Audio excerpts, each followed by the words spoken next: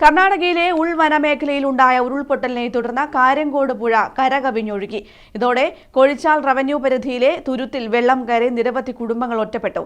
നാട്ടുകാർ രക്ഷാപ്രവർത്തനം നടത്തി തുരുത്തിൽ കുടുങ്ങിയവരെ സുരക്ഷിതമായി മറുകരയിലെത്തിച്ചു. കർണാടകയിലെ ഉൾവന മേഖലയിൽ ഉണ്ടായ ഉരുൾപൊട്ടലിനെ തുടർന്നാണ് കാര്യങ്കോട് പുഴയിൽ ജലനിരപ്പ് ഉയർന്നത്. ഇതോടെ കോഴിച്ചാൽ റവന്യൂ പരിധിയിലെ തുരുത്തിൽ വെള്ളം കയറി നിരവധി കുടുംബങ്ങൾ ഒറ്റപ്പെടുകയായിരുന്നു. വിവരമറിഞ്ഞെത്തിയ നാട്ടുകാർ രക്ഷാപ്രവർത്തനം നടത്തി തുരുത്തിൽ കുടുങ്ങിയവരെ സുരക്ഷിതമായി മറുകരയിലെത്തിച്ചു. തുടർന്ന് പെരിങ്ങോം ഫയർ ആൻഡ് റെസ്ക്യൂ സ്റ്റേഷനിൽ നിന്നുള്ള ഉദ്യോഗസ്ഥരും സ്ഥലത്തെത്തി സ്ഥിതിഗതികൾ വിലയിരുത്തുകയും തുടർ നടപടികൾ സ്വീകരിക്കുകയും ചെയ്തു.